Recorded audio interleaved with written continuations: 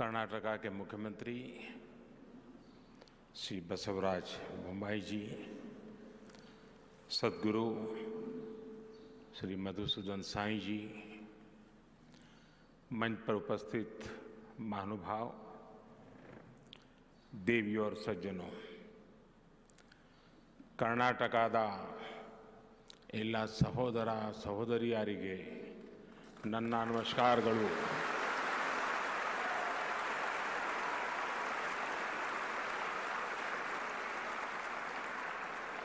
आप सभी इतने उमंग और उत्साह के साथ अनेक सपने लेकर के, नए संकल्प लेकर के सेवा की इस महान प्रवृत्ति में जुड़े हैं। आपके दर्शन करना ये भी मेरे लिए सौभाग्य है। मैं आपका बहुत बहुत आभारी हूं। चिक्कबल्लापुरा आधुनिक भारत के आर्किटेक्ट्स में से एक सर एम विश्वेश्वरैया की जन्मस्थली है। अभी मुझे सर विश्वेश्वरैया की समाधि पर पुष्पांजलि का और उनके म्यूजियम पर जाने का सौभाग्य मिला। इस पुण्य भूमि को मैं सर झुका करके नमन करता हूं। इस पुण्य भूमि से प्रेरणा लेकर ही उन्होंने किसानों, सामान्य जनों के लिए नए इनोवेशन किए, इंजीनियरिंग के बेहतरीन प्रोजेक्ट्स बनाए। साथियों, इस धरती ने सत्य साई ग्राम के रूप में भी सेवा का एक अद्भुत मॉडल देश को दिया है। शिक्षा और स्वास्थ्य के माध्यम से जिस प्रकार मानव सेवा का मिशन यहां चल रहा है, वो वाकई अद्भुत है। आज जो यहां मेडिकल कॉलेज शुरू हो रहा है, इससे ये मिशन और सशक्त हुआ है। Shri Madhusudan Sai institute of medical science and research हर वर्ष अनेक नए प्रतिभावान डॉक्टर देश की कोटि कोटि जनता की सेवा में राष्ट्र को समर्पित करेगा। मैं संस्थान को और चिक्कबल्लापुरा यहां के सभी लोगों को बहुत बहुत बधाई देता हूं। भाइयों और बहनों, आजादी के अमृत महोत्सव में देश ने विकसित होने का संकल्प लिया है। कई बार लोग पूछते हैं कि भारत इतने कम समय में, क्योंकि मैंने कहा है 2047 जब आजादी के 100 साल होंगे, तो लोग पूछते हैं कि इतने कम समय में भारत विकसित कैसे बनेगा। इतनी चुनौतियां हैं, इतना काम है, इतने काम कम समय में पूरा कैसे होगा। इस सवाल का एक ही जवाब है, सशक्त जवाब है, संकल्प से भरा जवाब है, सिद्धियां प्राप्त होने की ताकत वाला जवाब है, और वो जवाब है सबका प्रयास।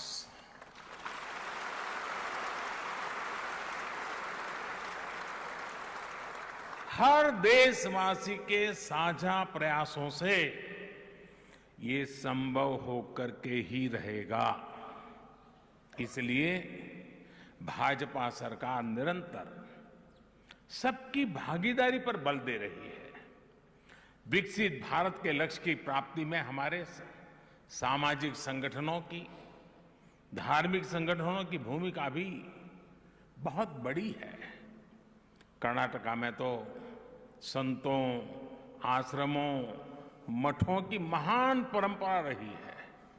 ये धार्मिक और सामाजिक संस्थाएं आस्था और आध्यात्म के साथ साथ गरीबों, दलितों, पिछड़ों, आदिवासियों को सशक्त करती रही है। आपके संस्थान द्वारा किए जा रहे सामाजिक कार्य भी सबका प्रयास की भावना को ही सशक्त करते हैं। साथियों, मैं देख रहा था श्री सत्य साई यूनिवर्सिटी का ध्येय वाक्य है योगः कर्मसु कौशलम, अर्थात कर्मों में कुशलता ही योग है। बीते 9 वर्षों में भारत में भी स्वास्थ्य सेवाओं को लेकर बहुत ईमानदारी से, बहुत कुशलता से कार्य करने का प्रयास किया गया है। देश में मेडिकल एजुकेशन से जुड़े अनेक रिफॉर्म्स किए गए हैं। इसे सरकार के साथ साथ जो दूसरे संगठन हैं उनके लिए भी अस्पताल और मेडिकल कॉलेज खोलना अब आसान हो गया है। सरकार हो, प्राइवेट सेक्टर हो, सामाजिक सेक्टर हो, सांस्कृतिक गतिविधि हो, सभी के प्रयासों का परिणाम आज दिख रहा है। साल 2014 में हमारे देश में 380 से भी कम मेडिकल कॉलेज थे, लेस देन 380। आज देश में मेडिकल कॉलेजों की संख्या बढ़कर के 650 से भी अधिक हो गई है। इनमें से 40 मेडिकल कॉलेज एस्पिरेशनल डिस्ट्रिक्ट्स में बने हैं, जो जिले विकास के हर पहलू में पीछे थे, वहां पर मेडिकल कॉलेज बने हैं।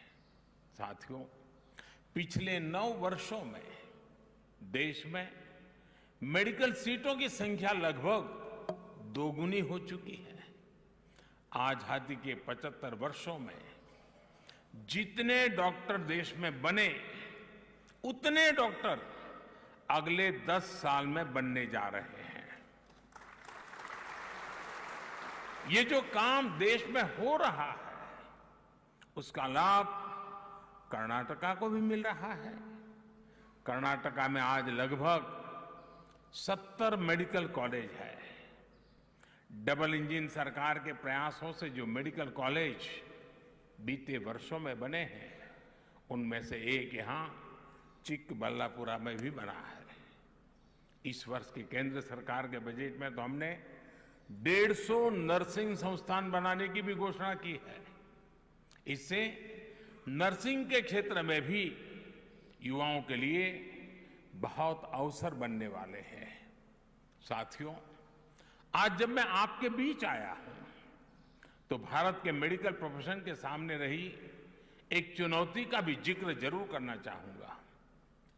इस चुनौती की वजह से गांव के, गरीब के, पिछड़े समाज के युवाओं के लिए डॉक्टर बनना बहुत मुश्किल था। अपने राजनीतिक स्वार्थ के लिए, वोट बैंक के लिए कुछ दलों ने भाषाओं का खेल खेला, लेकिन सही मायने में भाषा को बल देने के लिए जितना होना चाहिए था उतना नहीं हुआ। कन्नड़ा तो इतनी समृद्ध भाषा है, देश का गौरव बढ़ाने वाली भाषा है।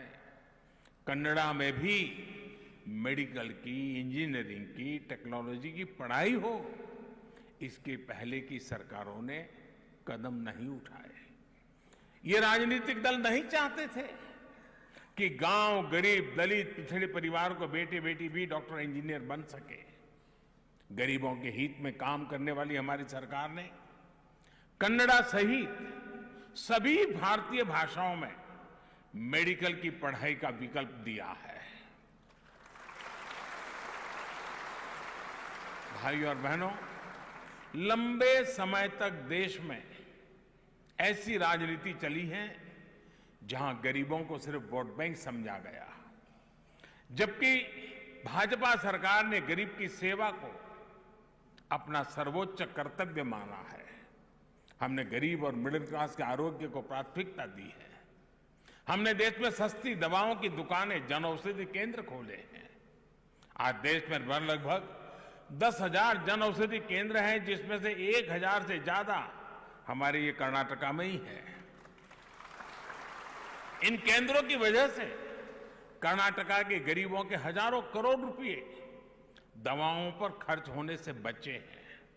साथियों, मैं आपको वो पुराने दिन भी याद कराने को कहूंगा जब गरीब इलाज के लिए अस्पताल जाने की हिम्मत नहीं कर पाता था। भाजपा सरकार ने गरीब की इस चिंता को समझा, उसका समाधान किया। आज आयुष्मान भारत योजना ने गरीब परिवार के लिए अच्छे अस्पतालों के दरवाजे खोल दिए हैं। भाजपा सरकार ने गरीब को 5 लाख रुपए तक का मुफ्त इलाज करने की गारंटी दी है। कर्नाटका के भी लाखों लोगों को इस योजना का लाभ हुआ है। साथियों, पहले हार्ट सर्जरी हो, नी रिप्लेसमेंट हो, डायलिसिस हो, ये सब भी बहुत महंगा होता था। गरीबों की सरकार ने, भाजपा की सरकार ने इनको भी सस्ता कर दिया है।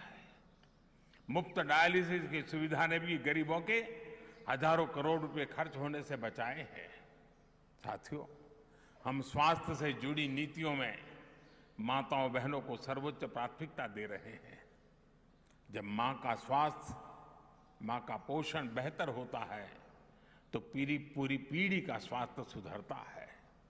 इसलिए चाहे शौचालय बनाने की योजना हो, मुफ्त गैस कनेक्शन की योजना हो, हर घर तक नल से जल पहुंचाने की योजना हो, मुफ्त सैनिटरी पैड्स देने की योजना हो, या पौष्टिक खाने के लिए सीधे बैंक में पैसे भेजना हो, ये सब माताओं बहनों के स्वास्थ्य को ध्यान में रखते हुए किया जा रहा है। विशेषकर ब्रेस्ट कैंसर को लेकर भी भाजपा सरकार सतर्क है।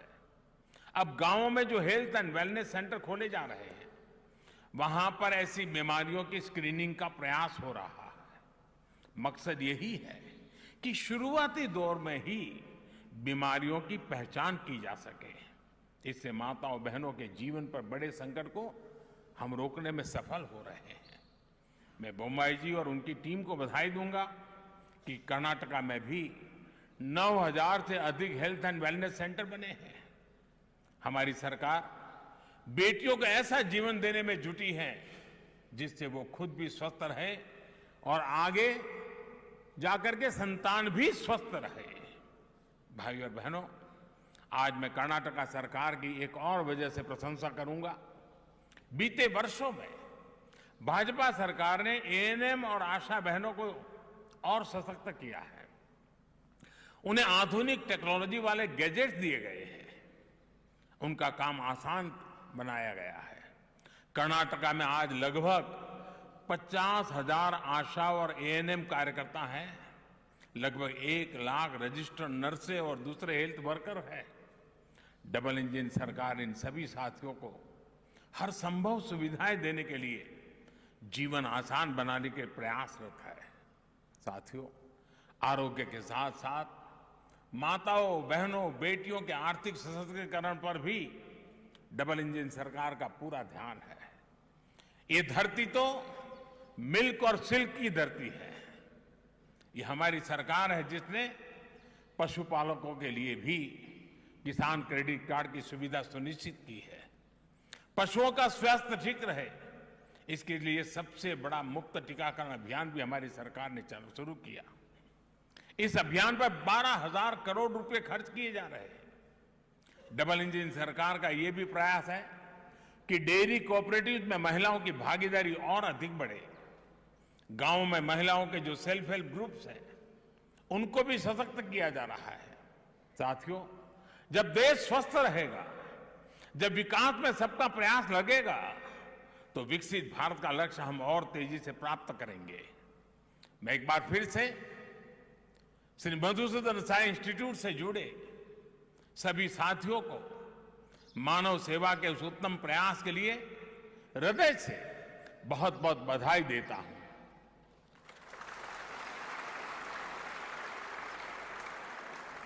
भगवान साईं बाबा से मेरा बहुत निकट संबंध रहा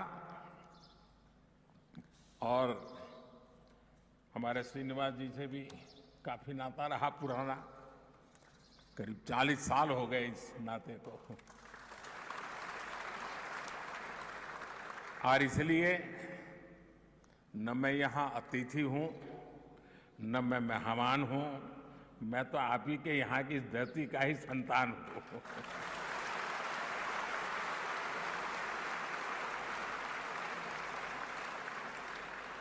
और जब भी आपके बीच आता हूं तो रिन्यू हो जाता है नाता, पुरानी यादें ताजा हो जाती है और अधिक मजबूती से जुड़ने का मन कर जाता है।